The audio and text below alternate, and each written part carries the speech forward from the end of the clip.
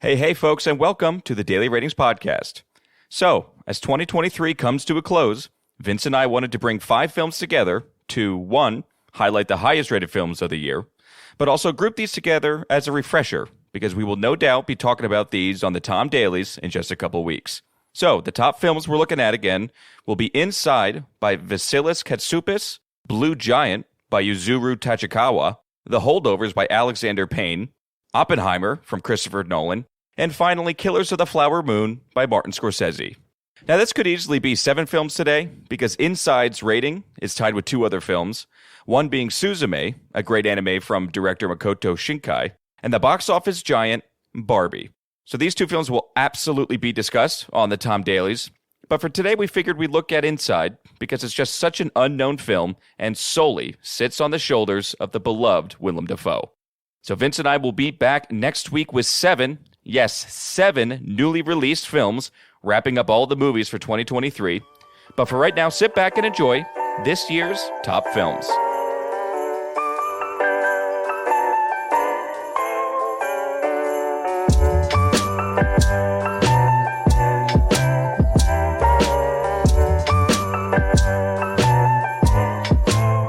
This is the film that it was like the one trailer Vin saw last year. He was actually excited to see this movie.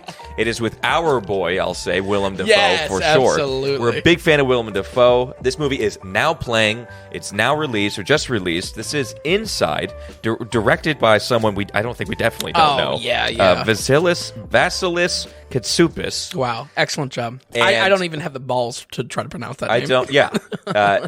Again, it's a rated R film. It's an hour and 45. I don't think a lot of people know that this film exists. I don't think they know much about it. Do a brief setup a little bit and tell us what was your excitement from and how did it actually end up faring. I gotta say, this film was right up my alley, what I wanted. I was originally hyped for that trailer.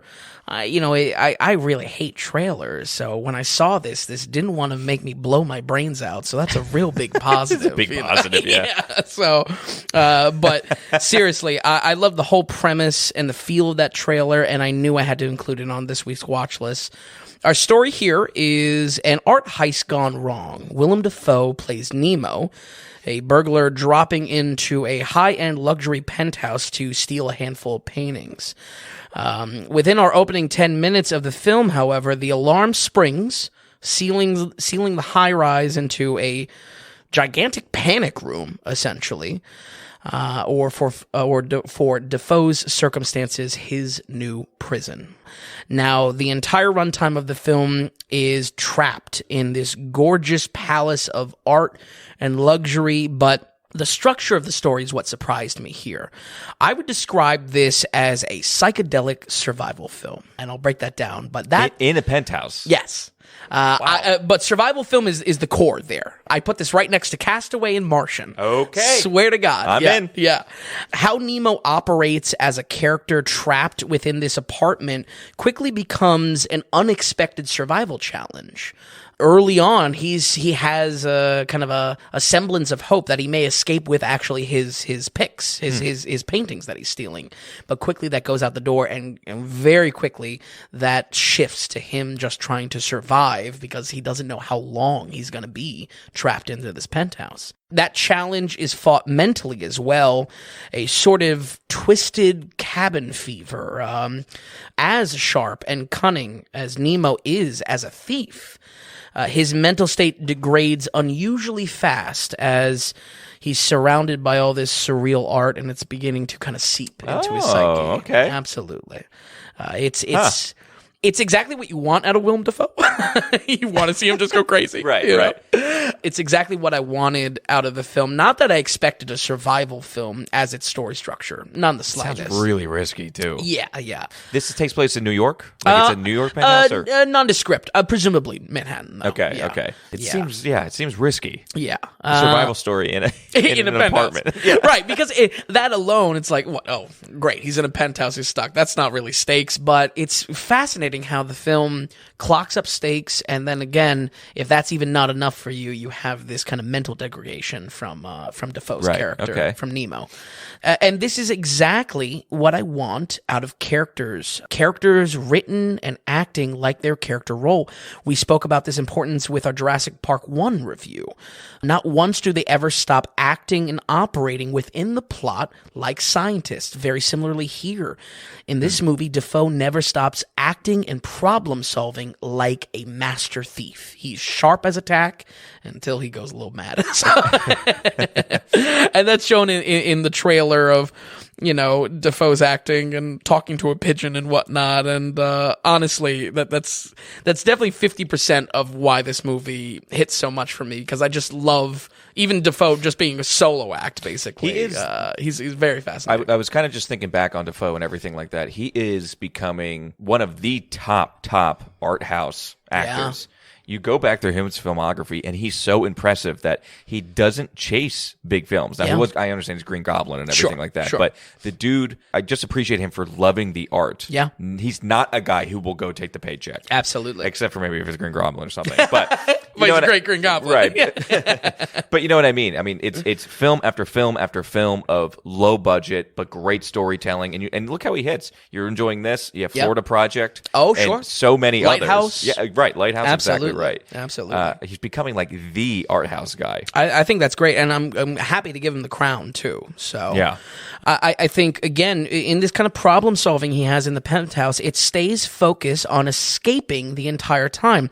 The script never once leaves the film's own logic, and it makes watching Defoe problem solve for an hour 45 very gripping, in addition to him going crazy. So every avenue of him escaping this panic room is explored.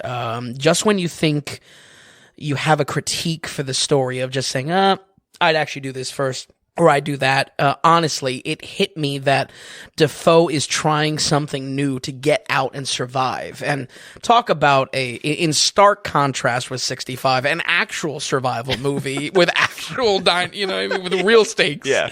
Defoe's eating caviar for 30 days, right. So it's crazy how in the execution this was a better survival movie than 65. So, wow. And a great one too. And I get why calling it a survival may sound like an odd genre to put it in, but it really unfolds as that. And like I said, I would honestly put this right next to a Castaway, a Martian in its structure, because it's unique that it's in a penthouse, and it's unique that Defoe is our leading man and a sole leading man, but he's not, there's no character motivation other than getting out of this hell that he's trapped in, this prison that he's trapped in. Like I've hinted at already, it is honestly great watching Defoe be weird the whole time. He's a kind of a cat burglar, high-end art thief, but he's eccentric as well. And it's led in with some narration to kind of introduce us to the character and why he may not have all his marbles, basically. Okay, all right. A lot is riding on his shoulders to entertain as a solo act as well, and he does not disappoint. This is a great performance, and it's a great performance because he's not really talking all of the time. He'll eventually do some monologues and some narration, but so much of the film is just silent, and him you just see him scanning the room and trying to find out how the hell does he get out of this. Man, I was just right there for it. I was so about this movie. The cinematography is gorgeous. So many wonderful shots have a beauty to what he's trapped in, but also lends to serious storytelling. It communicates what you need to know and does not hold your hand. If something is shown to Defoe or shown to the audience, it's not narrated, it's not spelled out, it's there to keep in your mind. And, though the film may be very quiet, though the film may be a little bit boring for some, it's something to engage with. It's not going to hold your hand through this. Some couple examples of this is that very early on, he tries throwing a stone. It's like this orange, stone centerpiece at a glass window. He's at the top floor of a high rise. Instead of us seeing it bounce back off, the next very scene is just the stone laying on the floor and Defoe walking up to it defeated. There's no extra communication there. Right, right. You fill it in. Another great thing is that the temperature is fluctuating very oddly in the entire film. We see this through it being on the temperature gauge, but by the sweat on Defoe's back. When the cool finally turns on, we don't get a shot of little the little tassels. Yeah, little tassels over it. We just see Dafoe in ecstasy over it finally being some cool air. Like, that's what I mean. It's on his shoulders, and he's running the whole show. Like, he's doing a good job. So good. Yeah. Freaking love Dafoe. Yeah. Let me give some real talk for the second time this episode. Like I said a little bit, some might find this boring. Some might not weigh logic of a script as heavily as I do, and not get kind of pissed off when it doesn't fill up to logic. Honestly, some might not be into a movie with, Willem Dafoe going mad for an hour and 45, That may not be some people's bag, but I would argue two things for the appreciation of this film. Engagement is driven through Dafoe's attempts to constantly try to escape, and the subtle horror setting in of how long he's actually been trapped in this place. And secondly, the dripping, gorgeous shots that not only comprise the visual appeal of the film and the art and the luxury, but tell a story of their own and, again, subtly tune in some horror themes. We're going to go ahead and give Inside an 81. Wow. First new film. Cracking the 80s. We're in March, but that's okay. You're right. It's been a minute, but this was exactly what I wanted out of it. Fantastic. I can't wait to see it. Yeah. So we have, again, newly released. This is Blue Giant, and this is an anime release. It was only in theaters, I think, Vin, you said, for 2 days. 2 days. Do some homework for us. Sure. And just like, how did this come about? Why this anime? You're bringing it up to us, and how'd you like it also? Yeah, absolutely. Well, Tom, let me start by saying, let me ask you, how many times have I mentioned I was looking for a good anime release? Yeah, okay. Good anime gateway drug. Since Kimmy. Since you were let down from Kimmy. Was it Kimmy? It was, I'll tell you what, here's what it was. It was every time I mentioned anime. You're right. It wasn't Kimmy, you're right. It was one of the first episodes that we kind of did, early days. Bell. Yes. Yes. And it came to American theaters. Yep. It was a big release. Yeah, because the whole idea was there was this drummings of could good Japanese anime make it into full throttle, full release, yes. major release, 3,000 plus theaters in America. That tanked and did terrible. And it was just a bad movie as well. So. I don't know if as far as new animes, we might have had 1 or 2 decent ones, ones. Of course, we had a new... The Suzume. Oh, that's right. We had Suzume. That was this year. And Broly, Super Broly. We had. Dragon Ball Super. Yes. Which is definitely fun. That was a great theater experience. That was really good. So that's when the wrong movie played in the beginning, right? Yeah. It was that was awesome. That was so good. Okay, but the answer is, I think even before the podcast, we have been waiting for a great, true, good anime. Exactly. So bring us up to speed on this one. Did this have the hype for it, or you knew it was kind a of question mark walking in? I was aware of it. I wasn't aware of the release and kind of scrambled to get to one of the two the two releases or the 2 days of the releases. For this year, we've already had a great release with Suzume, but even with the prestige of Makoto Shinkai's style, I still wanted something more out of again a gateway drug, something that is just anime enough. Yeah. That's not going to be off-putting. And can land with audiences, but still is anime enough that gives us that love of for me kind of a mind. Does it pass the Tom test? I love that. That's great. Well, you're adventurous. You've seen Paprika. You've seen some adventurous stuff. Barely, Paprika. Bakano was right up my alley. Oh wow, callback. But I don't even know if anime fans know Bakano anymore. But it's true. I am very difficult with anime. Yeah. I tried to get into it at one point. Yeah. And I ended up just kept on falling asleep. Because it just... it's a big problem with you, let me tell you that. There wasn't a lot of movement on screen. Yeah. And I just can't get engaged with these characters unless it's very the talking heads. Specific. Right. Because Trigun should be some of my favorites. Yeah, sure. Anyway... The point is, you're looking for that thing that could get me, though. Yes. Not an anime watcher, but someone who can actually really get engaged with something that is true anime. Yeah, like a almost the impossible balancing act of, being tame enough, but also still representing anime. Yeah. You know what I mean?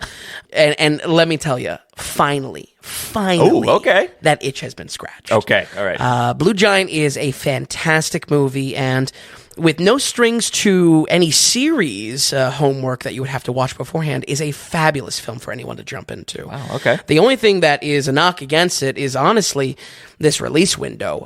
It's already done. October 8th and 9th was the only days that it was in theater. So, or at least in the States. So when it comes down to it, unfortunately, we are going to have to wait a little bit, but it is worth the wait, folks. Okay. Our director here is a huge favorite of mine, Yuzuru Tachikawa. See, I messed it Tachikawa. up. Tachikawa. Tachikawa. An absolute powerhouse director for some time now. I would say most notably his 2013 short film Death Billiards snapped my attention to his career. And quickly he grew working with one of the biggest manga authors, One, that's his name, it's just One, on the phenomenal series Mob Psycho 100. These two titles are without a doubt a blanket recommendation for me, folks. And I'm happy to add this film to that list. Okay, all right. Tachikawa is a fantastic director, and I can only hope he does more features like this. Blue Giant focuses on three characters, drawn together in a moment of friendship to do one thing, play jazz music together. Our main focus is on Dai, a recent graduate that is a saxophone player, and probably in the most Japanese way possible, the second time I've said that this episode, he wants to become the best jazz player in the world. That focus and drive is infectious, as his two other bandmates are inspired to match his effort and relish in knowing that these moments playing together won't last forever.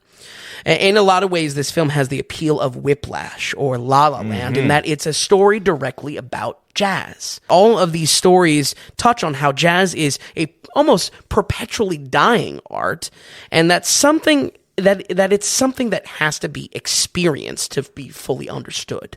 You have to experience it firsthand. You have to experience it live.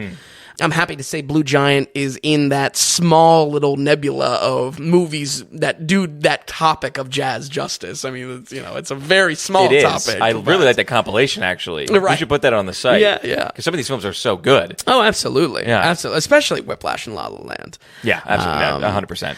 I would call this story a Kaizen story, which in essence is just striving to get better every day. Day by day, trying to get better with yourself, putting yourself towards a focus. This type of character arc is present in a lot of Japanese anime.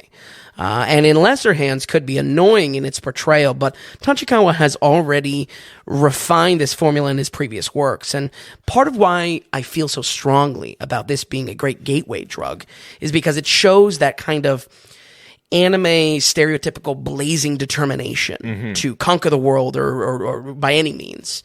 In characters of this medium, that can be good or bad. Sometimes that itself can be kind of an off-putting character depiction or character arc when you're watching lesser animes.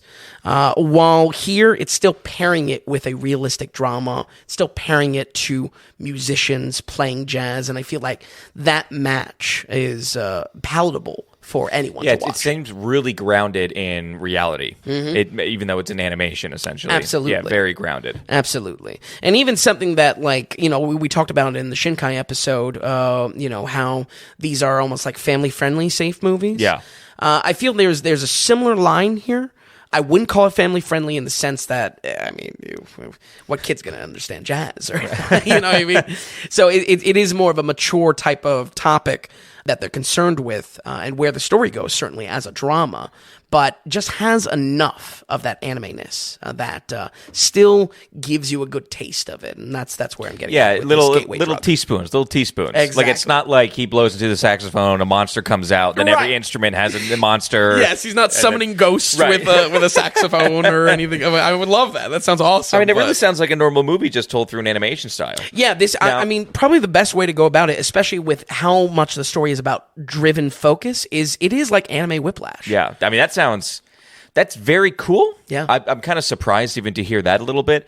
One thing is, it's still 2 hours, so it is a 2-hour animated movie that is good for adults. It seems like a long time to have that palatable. For you, that's no problem. Sure. I think what really clips along is that once we're in the music performances, you're basically just watching the music unfold, the performance unfold, which I feel like I mean, if you're really not into jazz in any regard, Right. those are going to be pulling teeth. I think otherwise than that, those help the pacing really clip along quite a bit. All right. Especially when it's sandwiched between these kind of this melodrama a little bit between the group. Now, there is one kind of iffy spot here, and it's in some spotty CGI used in the music performances to get a higher frame rate to the animation. But I'm going to be honest, I don't think it looks terrible, but it may be jarring for someone to jump into. The reason why they did it is there seems to be a semi-rotoscoping of real musicians on stage, so they needed to kind of match this a little bit rough-looking CGI to it to basically match the real-life musicians that they're animating over. So, Which kind of cool, but does it take you out of it? Does it seem like a whole different kind of thing going on visually on screen? You know? Yes. I feel like in a moment you see it, it takes you out of it until you see a full music performance go through, and I'll touch on why that is really the reason to see this film. And folks, I mean, it is so made up for. It is like 3 times over. It pays off to watch these music performances unfold. This is a phenomenal 10 out of 10 soundtrack from a real jazz composer named Hiromi. But central to any jazz piece are the solo. The solo of someone popping off on stage and going into their own little iteration of the song. The dramatic flourish that is given to the animation is breathtaking. Many scenes will add simulated lens flares to the brass of the instruments and become these like solar flare streaks flooding the room. It's seriously like brass plasma. It was amazing. It was amazing. Colors will start to bleed as if the sweat of the performance is morphing the screen itself. And it might be hard to believe, but the quality of the animation in these moments are on par with even the flashiest of anime action you can imagine. Oh, that's very cool. Like, you want to talk about Dragon Ball Z? This is like them going jazz Super Saiyan. That's I love that. I love that. The best way I can describe it. And it's cool because this is something I can really enjoy, I think. Yeah. Folks, I'm not messing around though. I mean, when I say the jazz is the action sequence, the jazz is what we want the payoff to be, and not only that, the story is so directly about jazz. Yeah. I'm not messing around. The jazz is the action. I love it. I think that's awesome. It's a jazz action film. Jackson. But it's really it really is. It pays off in such a way, and it pays off in such a visually profound way. I would put this alongside the animation greats this year, like Spider-Verse. When I say that this iffy CGI that we see every now and again, it really it's just made up for in spades. It's so on so many levels, fold after fold after fold.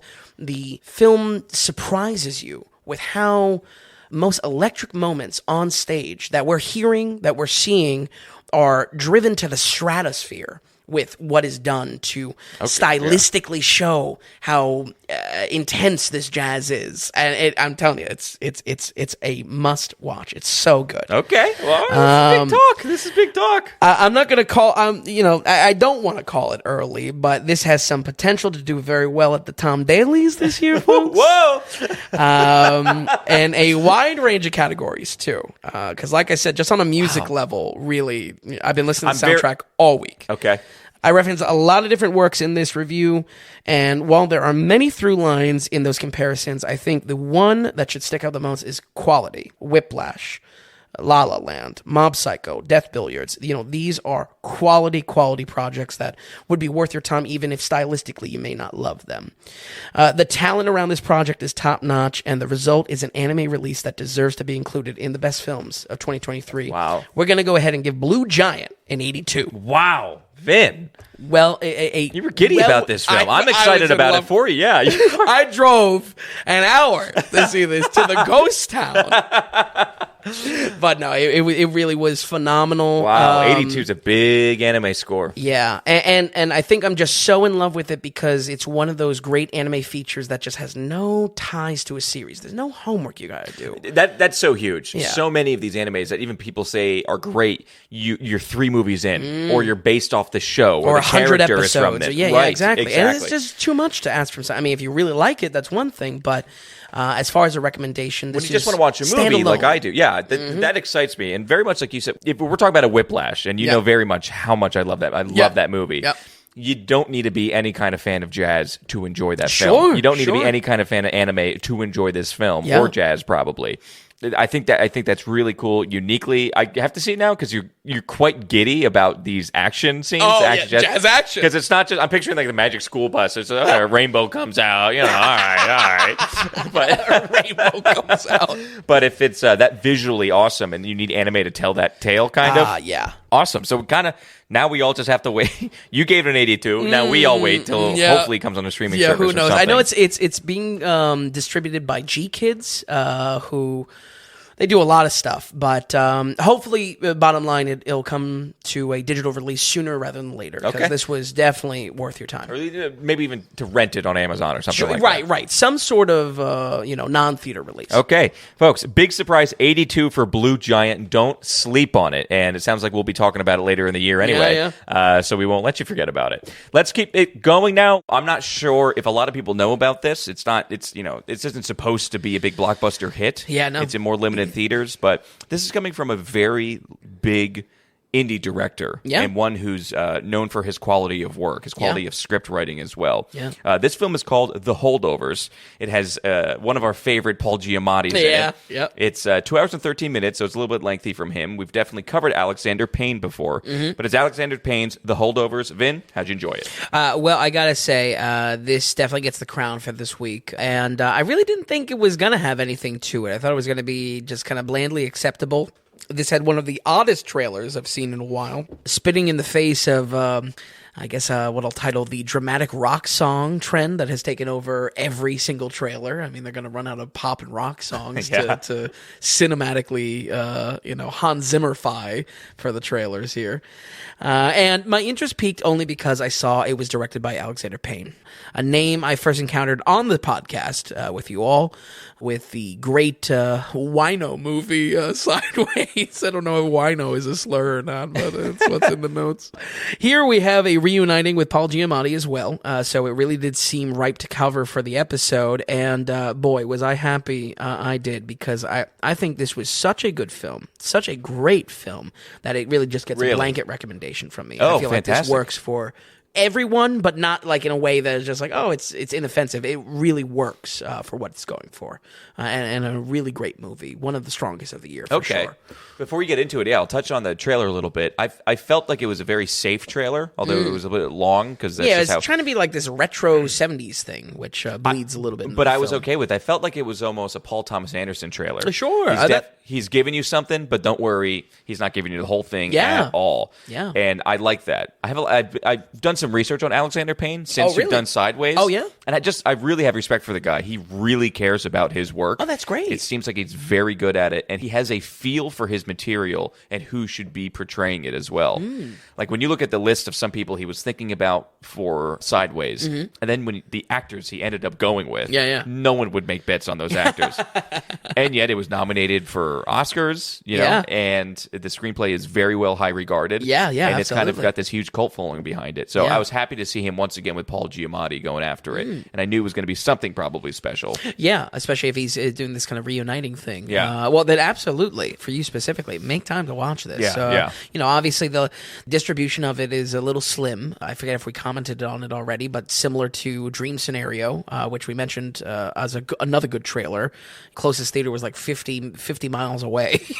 So hopefully the Holdovers stay. It's in about 780 theaters right now. Okay. So hopefully there's one one within a half an hour of you, but I think that's going to start to shrink pretty quick. Yeah. So, but absolutely worth checking out, coming to streaming, and again, a full blanket recommendation, folks. This is a story set in an old school Christian boys' academy, boarding school, however you want to word it, where the many students are sharp as a tack mentally, but could not be farther from worrying about their grades as Christmas break looms over them. The holdovers in this are 5 unlucky boys, with the newcomer actor Dominic Sessa as the standout, Paul Giamatti playing an uptight history professor, and Divine Joy Randolph running the cafeteria. I cannot praise these 3 main acting performances enough. So much was layered into their characters that was, again, so enjoyable to unpack in an equally realistic and dramatic way. I feel like as far as screenplays goes, and as far as actors capturing those screenplays and bringing it to life, this is dynamite. Okay. Really great. A lot how you felt about Sideways then. Yeah. I want to make a distinction too, because I didn't do that. The Holdovers is not written by him. By Alexander Payne. Yeah, exactly. And I don't think he is a writer-director normally. I don't have his work off the top of my head. He's a little all over the place. Yeah. Sometimes he does, sometimes he doesn't. Exactly. For instance, he wrote I Now Pronounce You Chuck and Larry, I believe. And folks, we would like to announce the next comedy writing study. Yeah. So as far as these 3 main focal points, though, despite each of them having a glare of regret, having to spend the holidays with each other, all of them are flawed in some way, and again, add to such enjoyment to actually unpacking these characters. Giamatti is a loner, shut in, and stuck impossibly far into his own head. This is kind of flared into how he deals with that loneliness. Maybe he drinks a little bit too much. Dominic Sessa is a sharp-witted young boy, but gets into trouble and seemingly is abandoned by his mother, by the action speaking louder than words, on him being one of the holdovers. And Divine is grieving over her son passing away in the war, but won't let anyone even relatively close to ease her pain.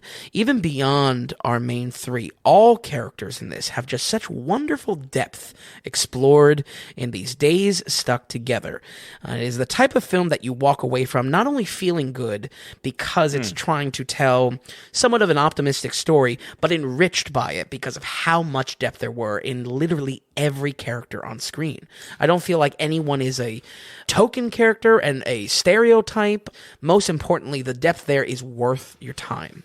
See, one thing that's good about that, and kind of, I think, rare a little bit, it's because so much when you might walk away from something with that was a feel-good movie, you don't expect much from it. Sure, it's inconsequential. It's not vapid, but Yeah, just... Yeah, or like you watch like a Disney family, or maybe the big umbrella is a family movie, feel-good family movie.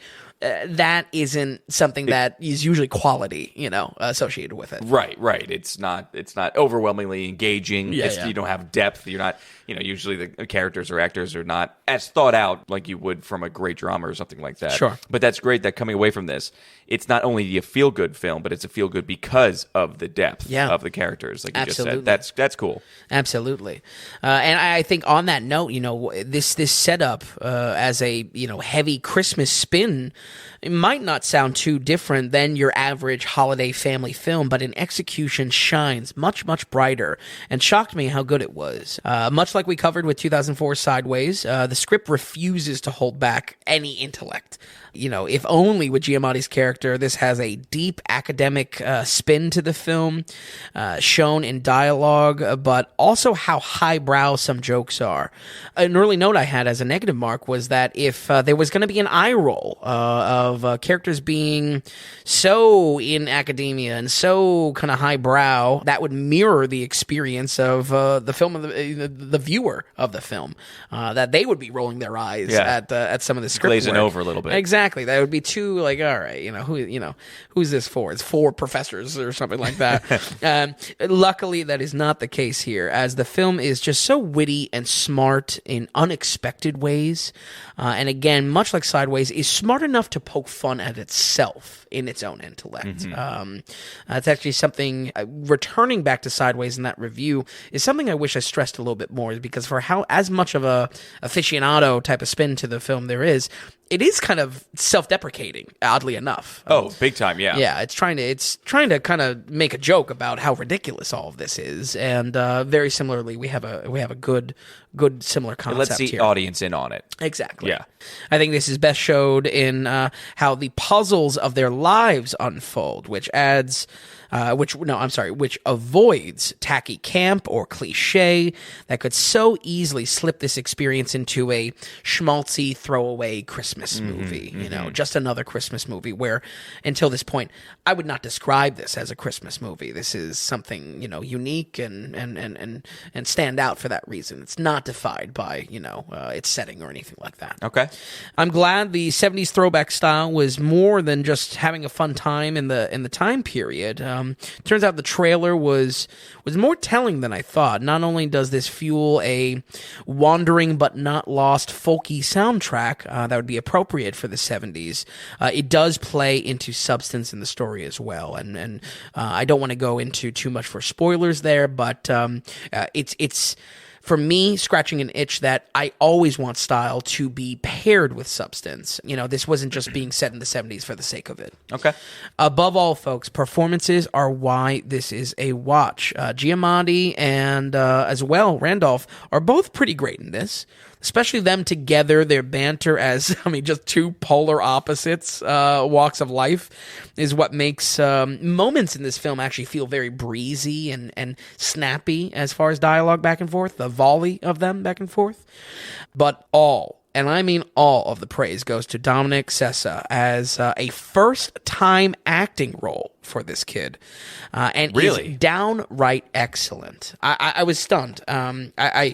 I looked at the IMDb just to make sure again and again. He has no other credits to his name. I don't know, maybe if it was in Broadway or something like that. Amazing, such a good performance on so many levels, and his delivery of the script. Again, his ability to take an already real sharp screenplay and do more with it is flawless.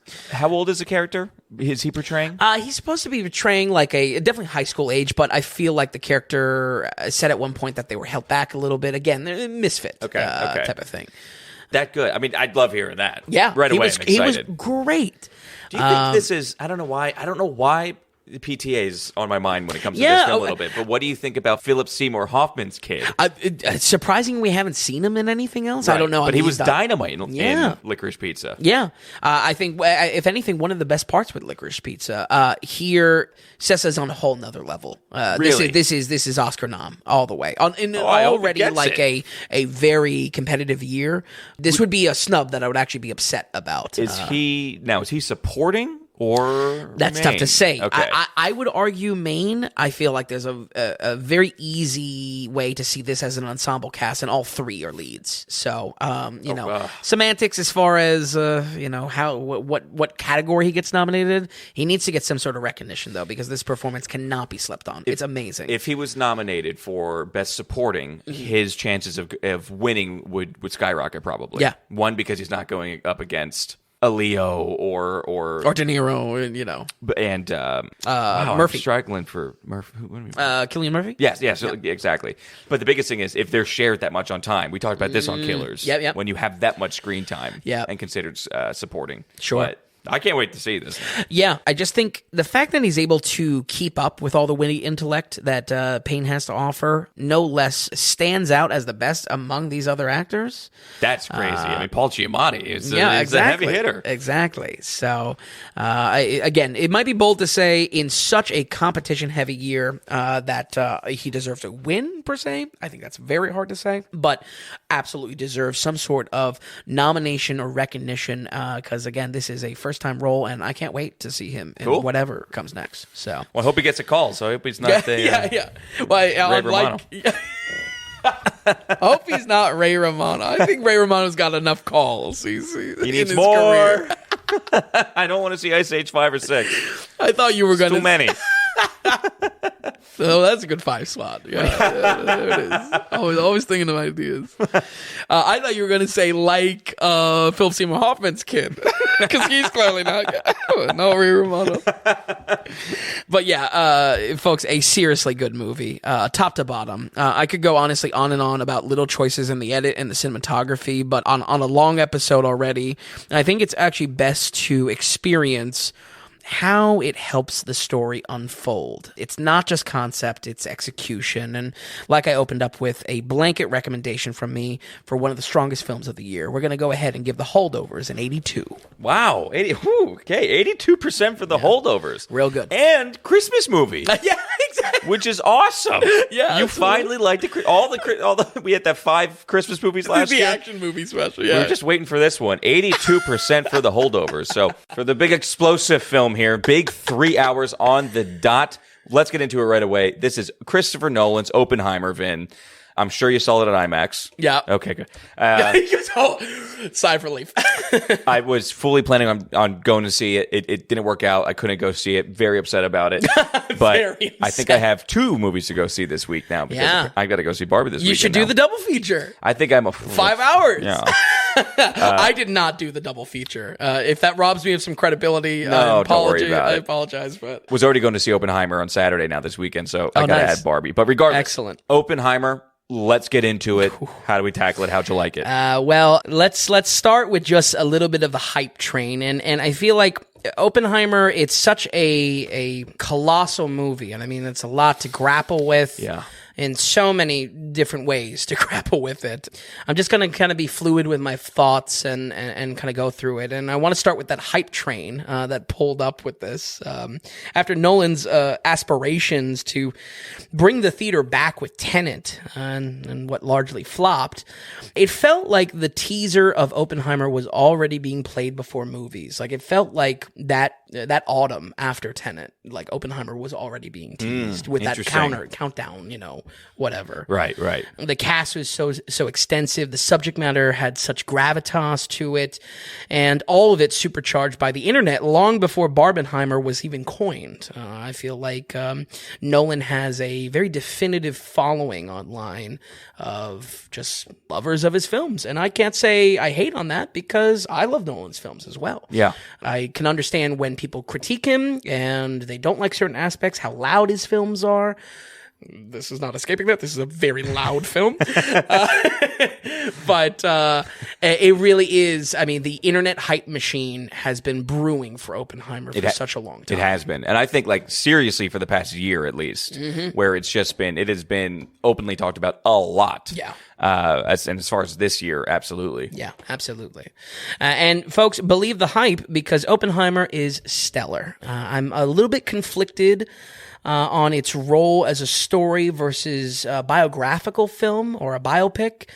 I do have a slight personal bias with this. Oppenheimer has been a historical figure that I've been fascinated with ever since writing a paper on him back in another life in college. It feels like another life now. So I'm very aware of all aspects of this story and where it goes. And why I bring this up is because I was a little bit concerned that was my love of this film skewed in that type of way because I was recognizing the slew of characters that are thrown in without a lot of explanation, especially government characters in this. I feel that could go either way. Yes, I feel like you just in the know can connect to it better. I feel like it also, you walking into the movie, it could hurt it, you knowing so much about the story already. Oh, sure. Yeah, it definitely could have gone both ways. You know? So, I don't know. I'm very curious of what someone that literally doesn't know anything about Oppenheimer thinks of this film, especially in like the last hour or so. Right. But Oppenheimer himself is a poetically tragic man whose history is in 2 directions, before and after the bomb. Nolan actually reflects this in his story presentation and editing here, which we will touch on in a little bit. But for a biopic, which side do you show? The scientific breakthroughs and the war effort leading up to the atomic bomb, or the decades of political destabilization that comes from atomic weapons existing? Nolan undoubtedly chooses the correct answer, and you show both. That's where you get the 3-hour film. For the audience to understand why Oppenheimer is such a tragic and tortured figure through history, we have to see how his invention warped the world around it, and in addition to his brilliance creating it.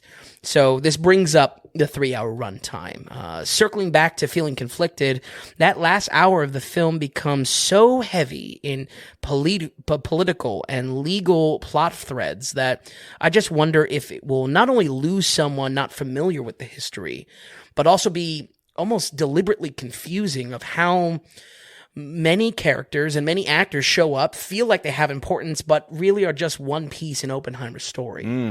Yeah. And it's, I don't know. I'm just very curious of what the type of experience of that will be. Like that as well, like with Barbie, I noted, it is about Oppenheimer directly. There's a big cast here, but focus and then even my kind of critical analysis of it, it's about Oppenheimer here. And Cillian Murphy does a wonderful job. I feel that if he doesn't get the Oscar for this, I mean, I don't know. I mean, the talk around it. Now in execution, and the actors now coming out talking about, I mean, what Robert Downey Jr. saying that he's never seen another actor sacrifice as much as he saw Cillian Murphy. Wow. You know, he didn't go to dinners with all the actors when they were filming because it was just like the weight on his shoulders to get this character right in filming. So he just like avoided the dinners and he just was in his own mindset. Wow. I heard total dedication to trying to get this character right. Yeah. And I mean, it's nothing more than brownie points, but boy, does he really look like the father of the atomic bomb. I mean, Oppenheimer's a creepy dude, especially post World War II. He becomes very gaunt. He becomes check out some YouTube skeleton-like videos. Almost, which is, I mean, I gotta be honest, I always found him to be cool for that reason. You know, that was my surface level fascination with him. I mean, talk about a role made for an actor. Cillian has always had this type of aesthetic to him, this gauntness to him. I think Nolan knew he wanted to do this film for like a long time and always had Cillian kind of in the back of his mind. That's great. Yeah. That's great. And talk about a culmination of their partnership over the years as well. Scarecrow. He was in Inception, of course. Dunkirk. Yep, absolutely. Absolutely. Let's talk about some of the editing and story structure, though, because I think it's really where Nolan shines in this. Nolan is no stranger to illustrating structure in his movies. This is probably his trademark if we did a full study, but in my head, 2000's Memento is probably the best example of this, that there is a meta structure to how the story plays out and shown through his editing and what scenes were shown. If I had to take a stab at the structure of this film, only seeing it once, here's where the food analogy comes in. I'd almost call the editing like a spiral or an onion, with the atomic bomb being the center point of it. Now, strategically, the story jumps around his life, first showing us some of the earliest, but also the latest moments of his life, if you will, the onion, the outer layer of the onion, or the outer layer of the spiral. We're with you, we're good. You're bearing with me. But as the film progresses, these time jumps and the intensity of the plot increases as we draw closer and closer to the bomb. The closer we get to seeing the Manhattan Project, the more we are seeing events immediately following its completion, the inner layer of the onion and the spiral. Does that make sense? Yeah, it's. I'm throwing it out there. That's my genuine thoughts on it. I have no idea if that's true to Nolan's plan or his actual intention in the structure, but that's how we're shown events. It's earliest and latest, and as we're getting closer and closer, we're seeing the events immediately before and immediately after. It's like you stretch out a rubber band. Yeah. And you have the two ends is what you're seeing. And then as you snap it back and release it, it's just getting closer and closer to those two ends. Absolutely. And the center point being, of course, the defining feature of Oppenheimer's life. I like that. And it's still, I have to say, because I was like, how is he really going to mess with time in this one? What is Nolan going to do to really mess up the clock? Even though there's obviously a ticking clock in the film. That's not good enough for Nolan. No way.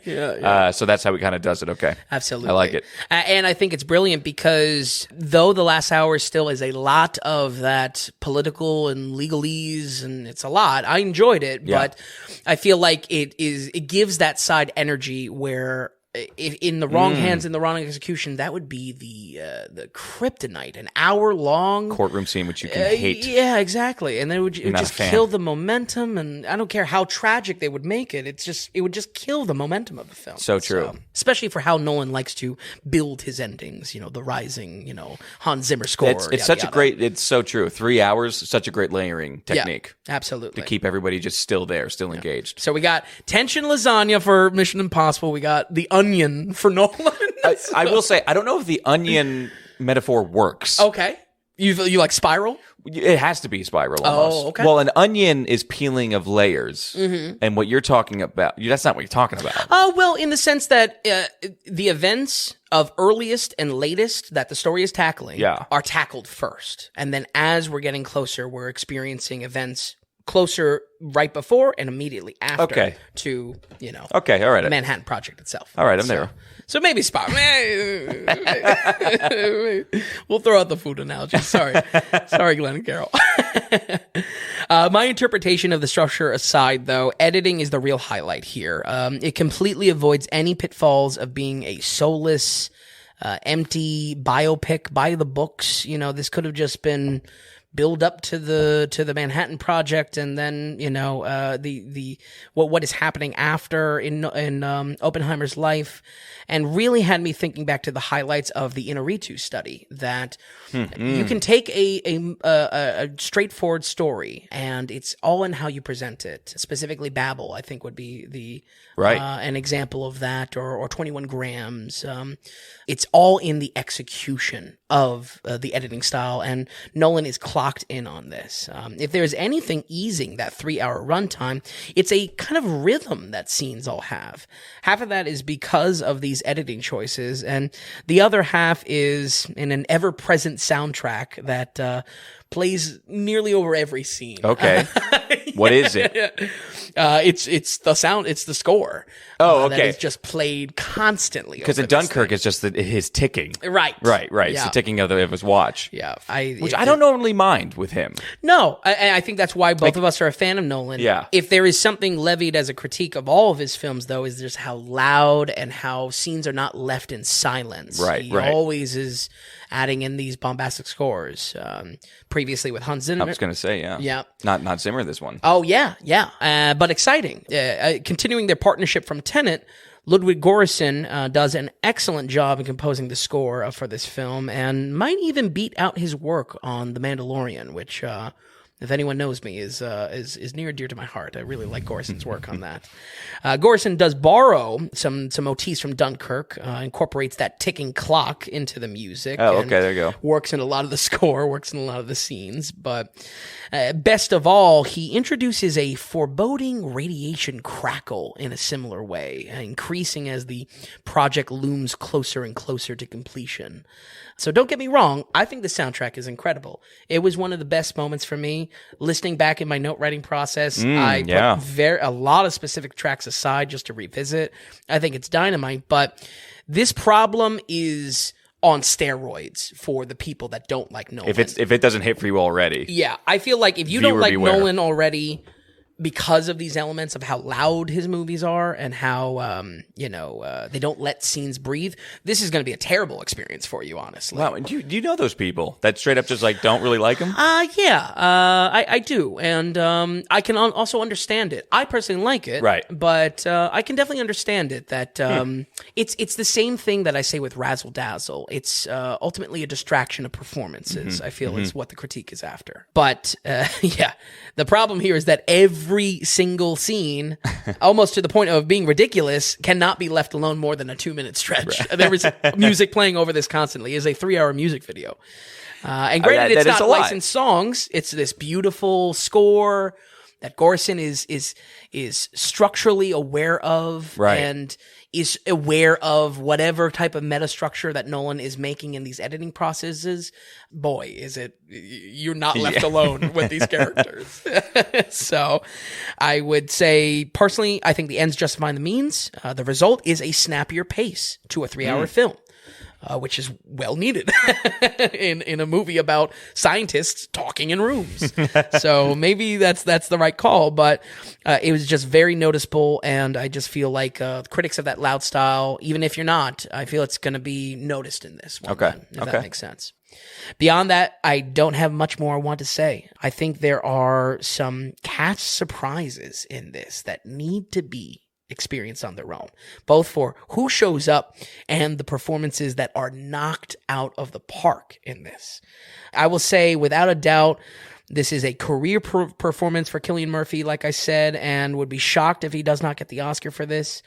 My final thoughts are, I would call this film great because of the gravitas it treats the subject matter with.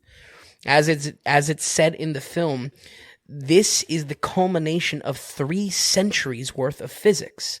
It treats concepts like the revolution in physics, quantum mechanics, and the sheer impossibility of pulling off this project with wonder and amazement, while it equally reflects on how the history itself was warped around Oppenheimer's creation, yet leaves him in a limbo of renown and infamy. We're going to go ahead and give Oppenheimer an 84.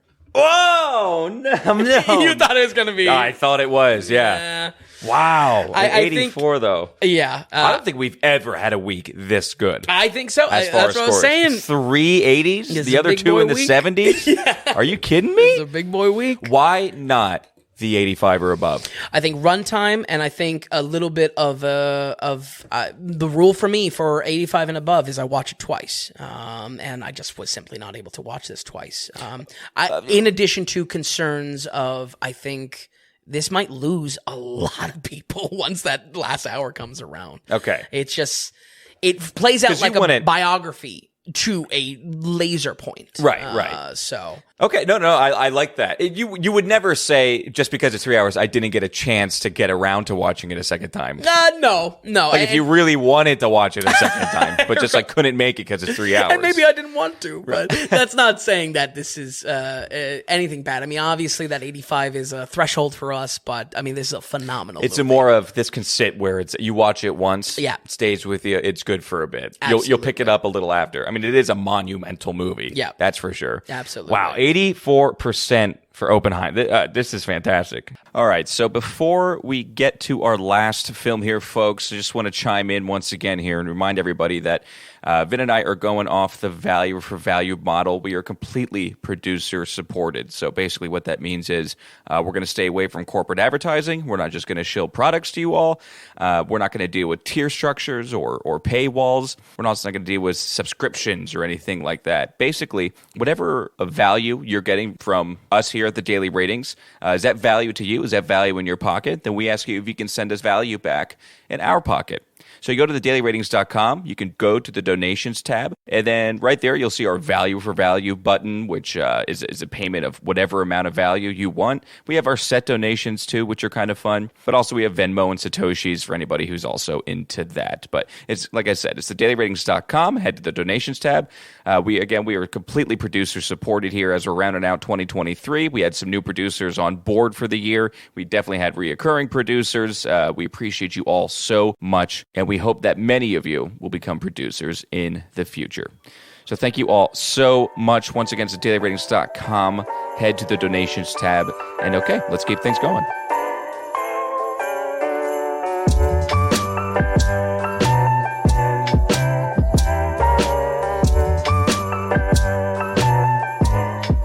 Folks, let's just get to it right away now. So sit down, make sure you go to the bathroom. Actually, that's a great way to kick it off. Did you go pee during this movie? No, I did not. No! I know. Wow. I know. For people who know me, you'd be shocked. I mean, that's the biggest news on the podcast. I didn't have to pee. I was, and so much so, I didn't have to go so much that I wasn't even thinking through half the film. Do I go now? Is something going to happen now? Can I go good. now? It's Killers of the Flower Moon. It's more. This is how we open this movie. Yeah. Did you go pee? Killers of the Flower Moon. Martin Scorsese. It's 3 hours and 26 minutes long. It's rated R. We have a big cast, a different kind of movie for Marty, I would say. Let's get into it right away. We'll ping pong back and forth. Vin, how did you like Killers of the Flower Moon? Well, I'm very happy to say that, again, when I first came across this movie, and trailers and whatnot, and there was a gratitude that I get to review a movie from Scorsese, but there was an immediate fear. We shared it. We both talked about it on the podcast, too. There was a panic that I had, and kind of saying, Jesus Christ, I actually have to review this. And allow me to say, folks, I talk a lot of shit on movies. Sometimes because I love a movie, sometimes because I love and expect more from the director.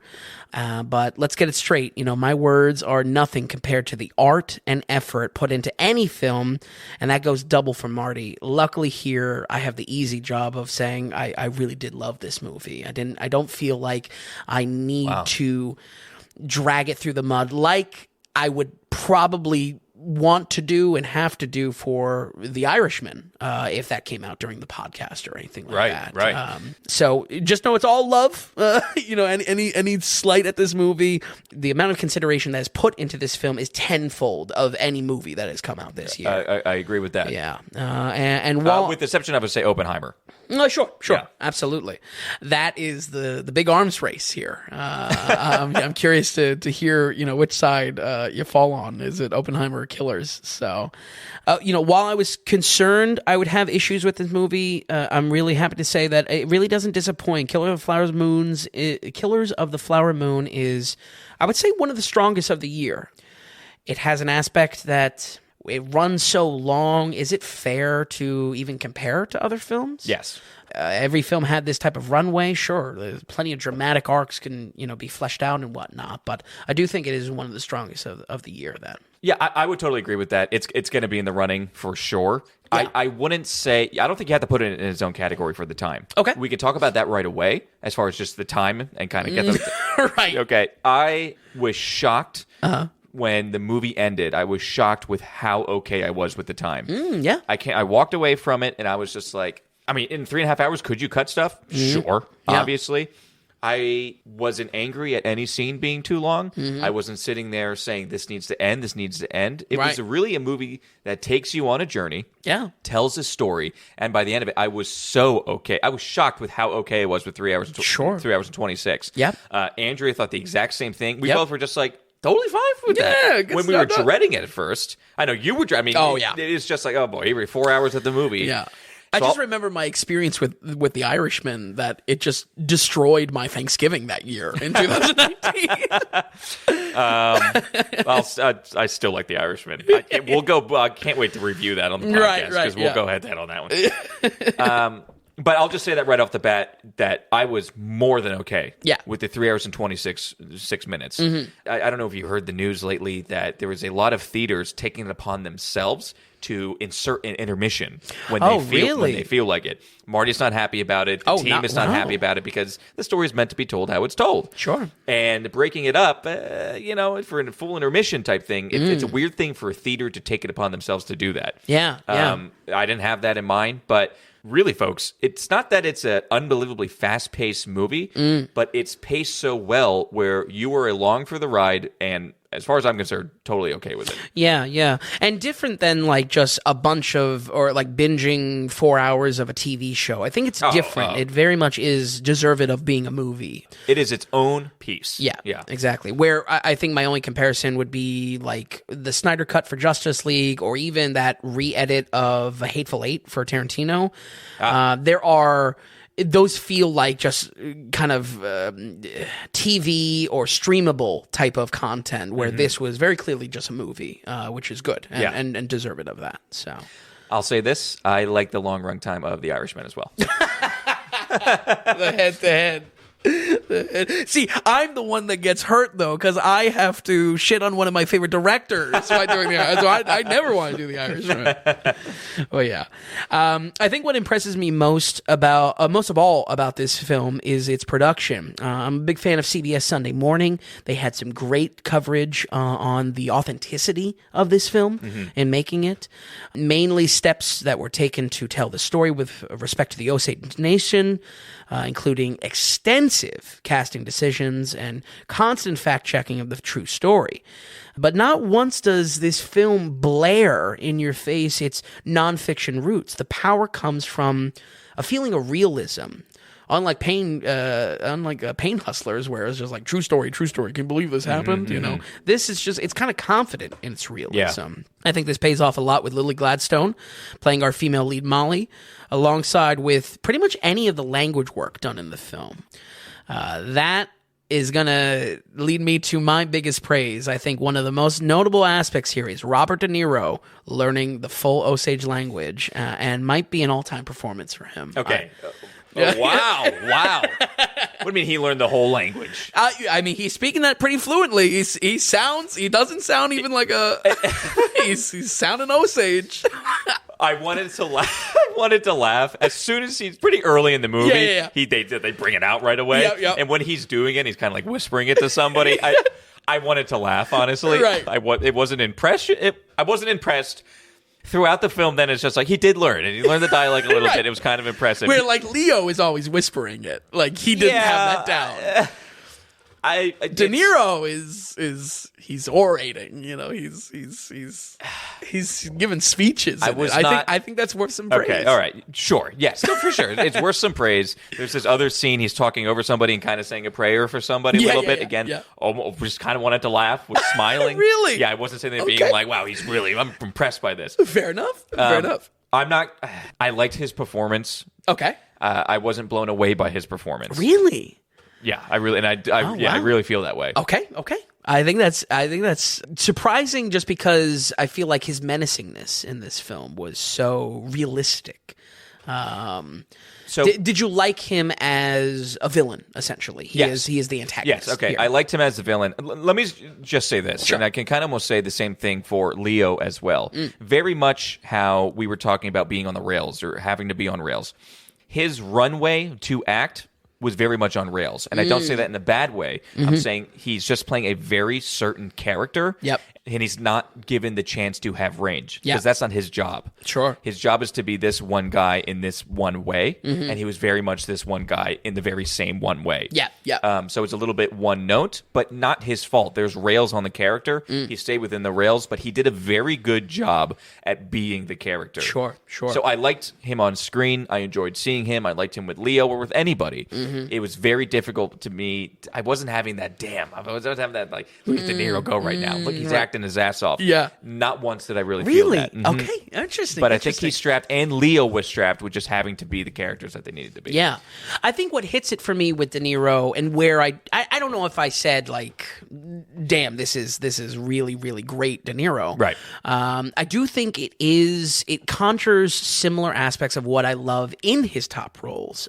Max Cady in Cape Fear. Conway in Goodfellas. It's the subtle manipulation that we're never really recognizing and saying, oh, that's the bad guy. It's just that in the way he talks, he's constantly working an angle. And I feel like this character of Hale was able to capture those good elements in those top tier De Niro performances. Okay, sure. All right.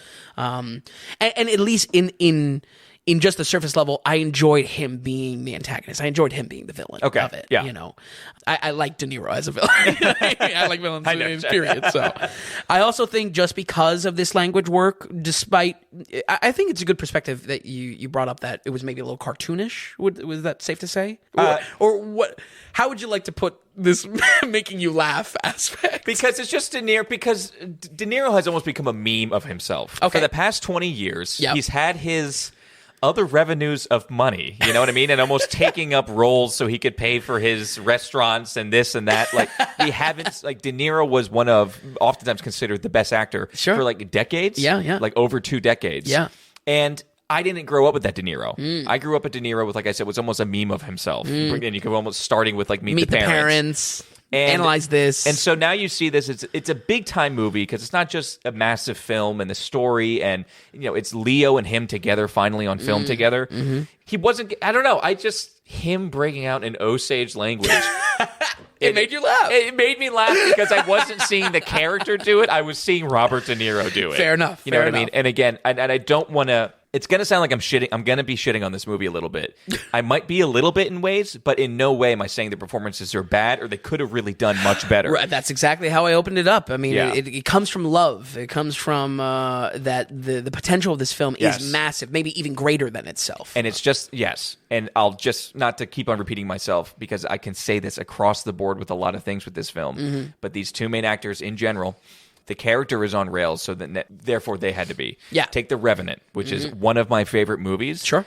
A lot of people say Leo got the Oscar for that performance when he should have got it for Wolf of Wall Street. Because The Revenant, he's not doing too much, because oftentimes his throat is like slit and he can't even talk. Yeah. You know what I mean? So that character is hindered by the ability where the character is just hindered. Yeah. And and Leo can only be so Leo in it. Sure. I feel the same way in this film. Interesting. About both these characters. Interesting. I guess my last note with De Niro before moving on is, do you think, maybe even in that same thing of, we're just going to give it to Leo because he's earned it, do you think this is a late era Oscar win for Best Supporting in De Niro's favor? Yes. In a way. Okay. For multiple reasons. From the language angle to... I'd say 3 reasons. Yeah? Yeah. 1, because it's Robert De Niro. Sure. 2, because of the length of time on screen. He is such a supporting cast. And oftentimes when it comes to Oscars, the people who have a serious, big supporting cast role, you're already thrown into the probable bin. You know what I mean? There's oftentimes he's in it so much, you could say it's shared big time between him and Leo. Absolutely. So that's 2. 3, it's because, like I said, his performance is quite good at the character he's playing, and with the language, with just the story it is and the heaviness of it. I think he's automatically a contender, and I would say probably in top spot. I think that's a great point with the time on screen. This isn't like a Silence of the Lambs, Hopkins getting it for like a couple minutes. Correct. You know what I mean? We talked about it once before, but in his, in the Kevin Costner, Sean Connery film. Oh, he plays Untouchables. He's in it like barely. He's in like 5 scenes, 4 scenes. Yeah, De Niro playing Capone. Yeah, but I think he was nominated for that. I think he was. Going back to it, it is good, but Right, it's that's what I'm one saying. of those classic It's cases. and in one of those few cases where you only have 4 seasons, and people are talking about you and It's you're getting just- Oscar buzz. Yep. With this, he's naturally going to get Oscar buzz Yeah. because man, when you're in it that long, you look at Kihei Kwan in Everything Everywhere Sure. all at once. He won the Oscar and he deserves it all the way because there's at times he's almost the main lead. character. Yeah, he's absolutely. almost the lead. Absolutely. That's a big factor. Yeah, that's a great point. Great point. But that's where I was coming into, at least with my praise for De Niro. I think that's great though. that it got a laugh out of you because Sometimes I feel like I can certainly see it. I know the cartoonish aspect of it. Listen, this is gonna be a long review, clearly. We're having a hit summary. I know. But to continue on De Niro just a little bit, Yeah. just because I'll finish just my last thing is Right. he was known for being the biggest character actor. You go back to when he did when he plays a psychopath in Cape Fear. Cape Fear, yeah. The amount of research he did into the dialect and everything like that. Yes. The research he did for so many of his films back then. He was relentless at doing prep for the film. The moment he broke out in that language, the reason why is because for 20 years I have seen De Niro just rolling through a film. Right. And just being like, I'm De Niro, I know what I'm doing here. Right. You heard about like him, Leo was being really persistent with working with each line. Oh yeah. And they both, him and Marty, De Niro and Marty were getting pissed at Leo because Leo was just taking it too far. One to change the script, one to change it. And De Niro was getting pissed and rolling his eyes constantly. Not that he was phoning it in, but I just can't help that he gives off that vibe to me sometimes. Yeah, no, I absolutely get what you mean. I think just where the character, I was in love with it, and I mean it. I think it was my favorite part of the movie. The production is close, but that's just a big thing. But as far as like an individual role, it's just that the manipulation that happens with him as the antagonist, it's Jimmy Conway in the last half of Goodfellas. It is Max Cady and how menacing he is without even touching anyone. And I feel like in this like schemy, turn of the century, captain of industry, Mason, businessman that his character hails. It was a villain in yet a new way that still had those aspects of what I love about his villains, And I love that. I love that. Yeah. But the tangents of tangents. Where do we go from here? This authenticity, once again, I think it pays off in setting the film in this kind of untouched 1920s Oklahoma. This has a unique feel to its setting, but for how much we get to understand about the Osage Nation and the focus being on the town, I would say the main mover of the story is on romance between Ernest and Molly. Leo plays Ernest here, and over a huge runtime, we see him dip in and out of a facade within this town. To Molly, he is a loving husband. To his Uncle Hale, he is a loyal dog. And alone, he is entirely something else and a little bit, unleashed in that regard. Mm-hmm. Their romance is strained from the very beginning with twisted motivations of inheriting the Osage land, but when a string of countless murders begin, it begs the question of everyone's true intentions. And this type of drama, this type of not conspiracy, but kind of looking over your shoulder is the main through line of the plot to Killers of the Flower Moon. I think my note here is this is where the runtime is justified. This is where I was fully comfortable with it being 3 hours 26. My fear was that I thought this was going to be like, Irishman in 2019, where the runtime kind of cripples some of the punch of the film. Mm-hmm. But I think the good news is that it feels justified for me. We unpack the drama of so many interlocking relationships around town, within the tribe, and that runtime enriches the experience, like maybe a show. But again, this feels distinctly like a movie and deserved of just being a movie rather than a broke up episodic thing just being played back to back or binge style or something like that. Absolutely. The heart and the emotion that's felt in the film and what's conveyed to the audience is so deep. You need the time to sink into the environment, which Marty and they just set up so well. Yeah. It really is just a beautiful single piece to tell this entire story. Yeah. To rush, sure, anyone could come in and probably make a 2 hour and 15-minute movie. Mm-hmm. It would be rushed, and that depth wouldn't be felt at all. Yeah. We really feel like we have been told this story in a true, earnest, proper way. Yeah. And like you said, it's justified. Yeah. I'm glad that we both felt that coming away from it. It's even in the setting. This is such a blend. It's 1920s, but it also feels distinctly like late West a little bit. Yeah, definitely. The development is all over. They have a shit ton of money because of the oil connected to land, but at the same time as well, it is still impoverished and lawless in ways, like a West would feel, or a dying West would feel. And I just feel like our takeaway from the setting couldn't be done with lesser runtime. The slow decline of the tribe requires to unfold gradually, and each killing builds a gravity that lingers the whole movie. It really doesn't go away. And I think that's driven home. If you do watch this, folks, it's important you see the beginning because I feel like it sets the tone as some narration from Molly goes through and kind of not gives away the film, but lets you know that there's a building list of murders that we need to not forget about, because they are very much intended to be forgotten about. Mm-hmm. So I would say it's heartwarming to find out that this soundtrack was done by the great Robbie Robertson, who passed away this year. A longtime friend of Marty, going back to 1978's classic, The Last Waltz. And I would say the music choice is third in line for what I loved about this film. Marty somehow makes blues span across a whole spectrum of moods to fit exactly how he needs them. Again, this 1920s, so like folk and marching songs are used in more upbeat parts to give energy when needed. I mean, I feel like Marty has accomplished something with pairing, and Robertson, with pairing his music like he would in a Goodfellas, like he would in a Wolf of Wall Street, but in this older time period, which is not a factor that I felt with like Gangs of New York or other type of period pieces that Marty has done. And I just hats off to it. I thought this was a phenomenal soundtrack. Okay. Yeah. What'd you think about, I mean, you're the blues man. Yeah. What'd you think about it? It was one of the biggest disappointments I felt with the film.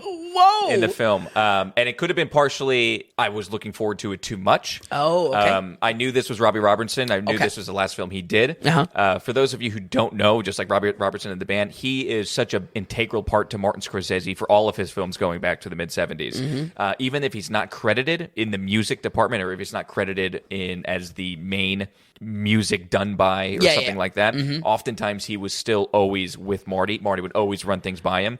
And officially he was on around 10 or a dozen films officially of where he gets the credit for it, kind of. Not only is it special because Robbie died this year. Yes. He did work on the movie entirely. Like, it was all him. Oh, good. Okay. But also, it's very, it was very touching and meaningful for Robertson to be a part of this and to do this film, which I know that Marty was aware of, but he grew up on a reservation. His mom was, I think, until like 9 or something like that. Robbie's mom was from a Canadian Native American tribe, I believe. Because all the band is Canadian, right? Or Yes, most of them. Yeah. Yes, that's right. So, and I forget what tribe it was with, but very in tune. Later in like the aughts, in the 2000 aughts, kind of, he formed another band and they did some like tribal music, Oh, wow. or tribal based stuff. Okay. So very meaningful to Robbie. Yeah. I was expecting more. I was expecting to be more present. Oftentimes, it's just droning in the background. And I don't mean droning as a really bad thing, but it's quiet, it's slow, and because it's a long film, I was naturally expecting it to the music to help it move in a certain way. You felt that? I mean, you just said that you had I kind think of felt it that. did. I wasn't crazy impressed Really? with it. And honestly, one of the main things that I would say about Kill the Irishman is the same thing. Robbie did that music as well. Really? And I felt that soundtrack to be lackluster. Yeah. And again, kind of background music. And there, oftentimes, it's not, it's a pretty quiet movie. It's Killers of the Flower Moon. I was expecting a little bit more punch and something that I could feel. Something when I'm thinking about a scene or thinking back to this movie, I have that in the back of my head. That's it helps set a mood a little bit.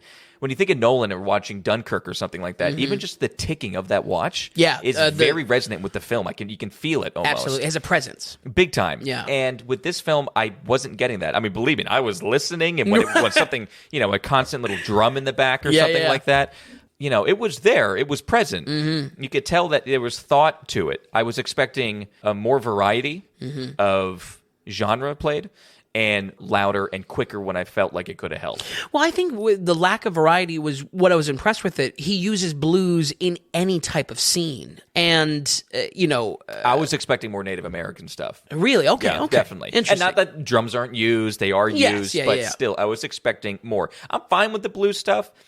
They also have like going up the country, like folk, Right. Early folk stuff like that. Like, I knew some of the tracks that he plucked from. And I thought it was pretty good deep cuts. And I I was expecting more. I didn't think they were deep Wow. cuts. I'm more of a blues But guy, you though. are the blues aficionado. So I'm here, just like, all right, he's pulling that. All right, He's like, I listened to that 3 years ago. So, very touching for everything around Robertson, what the band means to you and I personally. Yes, absolutely. But it's funny you say it's on third of best for you. I would say third taking away Really? from it. Wow. I guess if anything, again, I want to stay away from the arms race of this versus our Oppenheimer. I guess with Nolan, it was such a loud movie.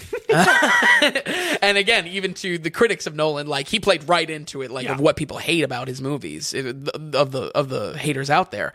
I just felt like this in combination with a fresh style story, and Marty was just able to do something new, and I feel like he was able to do something new with his soundtrack rather than it just being like, oh, it's like Goodfellas, or it's like, oh, it's like any of the trends that Marty set in his career. Yes. I think you'd be shocked if you go back and watch Kill the Irishman again. Or Irishman, right. Kill the Irishman, different movie.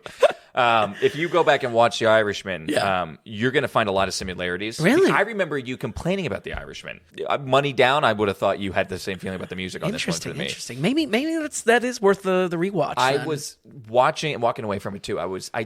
It needed a little Nolan-y to it. Not crazy loud. I didn't need crazy loud. No. But pacing-wise, I was expecting more to fill kind of the gaps in or to punch. Yeah. I'll make one other reference, and maybe people will get this, maybe not. But the Peaky Blinders on Netflix. Okay. A lot of talking scenes, a lot of dialogue, and then all of a sudden it's quickly broken up by like a Jack White or garagey type band or something like that. That's a little bit too much. Yeah. That's like trying too hard. Yeah. I don't need that. I didn't need it to be crazy loud or anything like that. And it also pulls for some of the music, kind of that 1920s era as well. Yes. I just needed something more, invoke a little bit more feeling, help the scene along. It's not just about loudness or anything like that. Right. It's about true depth and care in the musical choices themselves. I want it more, and that's why I say I want it more from the Native American stuff. I was expecting a little bit more heart in that. I think that's a very valid point because in every other ounce of the film, there is this hardcore consideration of the Osage, this respect given to their thing, to their culture, and maybe that is a lacking element. Dude, even take the trailer. Right. They played a Tribe Called Red. Yeah. And not that I needed a Tribe Called Red in something like this film. Yeah. But I was like, that right away, I was like, oh, okay, all right. Yeah. Robbie's going to go ham. Like, you know. Yeah. But that's that. Yeah. Well, then enough with my top three. Let me get to where I do have some gripes. Okay. And I feel like, sadly, the lacking element for me is Leo. I feel with him being the center of the story, it affects my feelings on the final act of the film, and a little bit of how that final act is structured with so much runtime. You know, I think his performance-wise, it's 95% great. We still get the yelly Leo, which it's tame as far as Leo freakouts.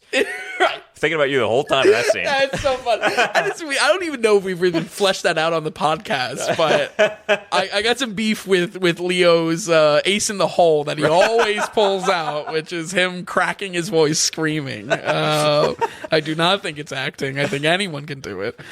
It's so funny that's a classic. Yeah, we're in each other's heads. Yeah. But his acting 95% good here. I think the character is robbed of a meaningful conclusion, and it really just depends on how you see who is the lead here. It really depends on how you see what is the purpose of the story. I think maybe not the correct answer, but I think the takeaway answer is that it is about the Osage. It is about the nation of these people and what has been done to them. But Leo is so pronounced as an actor and as a character that the conclusion is just a bit unsatisfying. I just feel like it kind of slips at the end. One piece of this is the dramatic hit, the punch of the story, happens much earlier than the actual close of the film. So much so that I feel like the last hour of the plot, I don't want to say flounders, but the writing is on the wall for all of our characters in the last hour. Yeah. We know what's basically when Jesse Plemons gets introduced. I feel structuring in that way, again, I wasn't upset with the time. In a lesser film, I think I would definitely critique that of just saying that's wasted time and make the punch hit harder.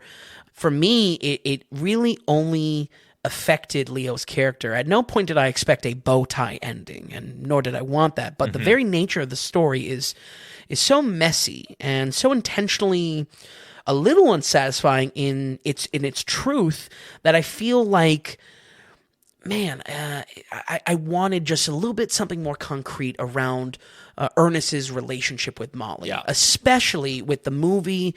Again, you can see this movie in a lot of different ways. The mover of the plot is the romance and is Leo's ambitions.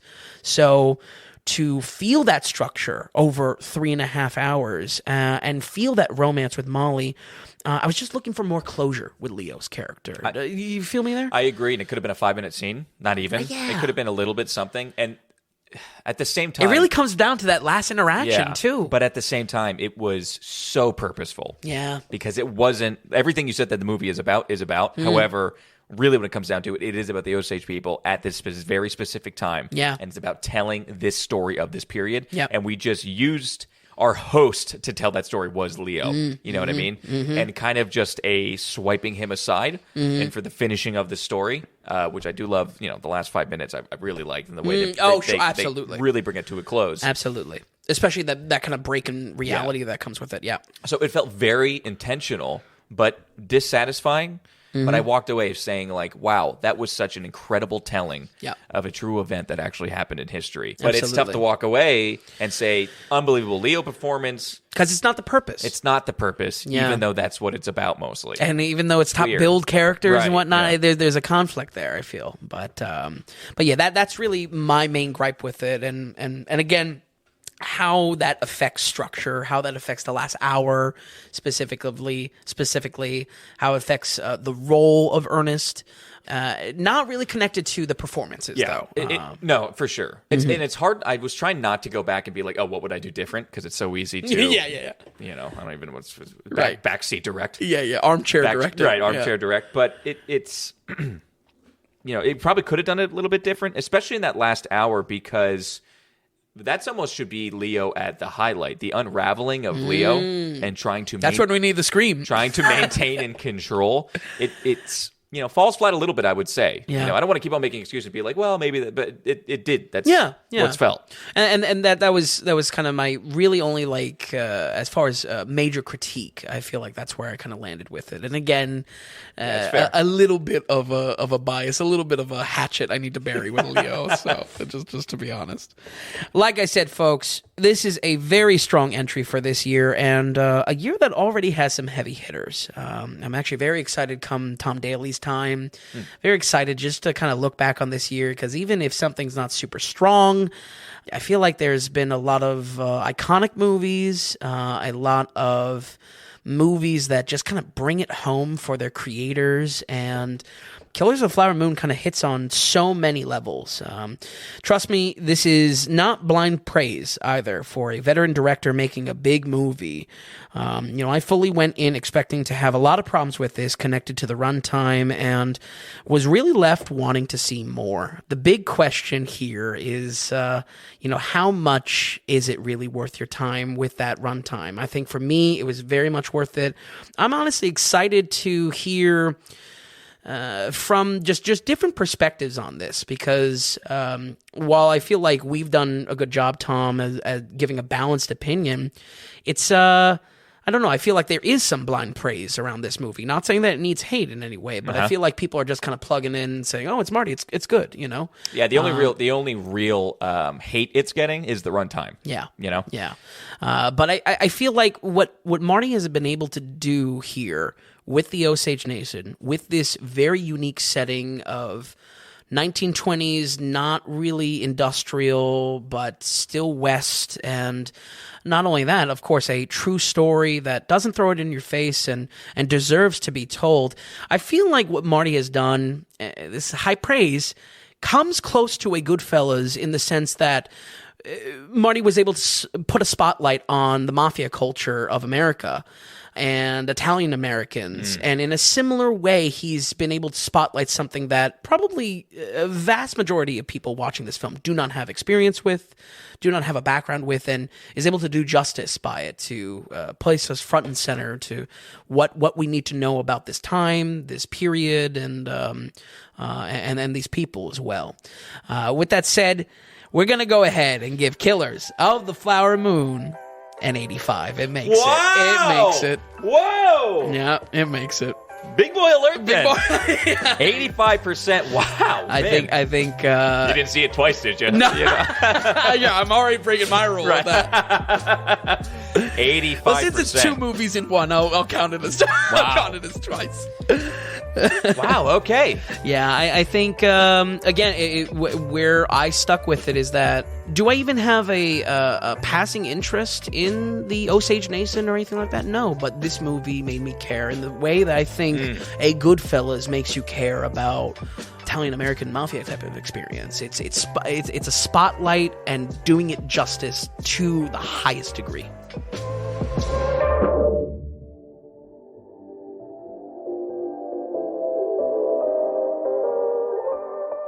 And all right, folks, that wraps up some of the top 5 films of the year. We hope you enjoyed it. We hope you like taking a look at these films again. And for all you new listeners, I hope you like hearing it for the first time.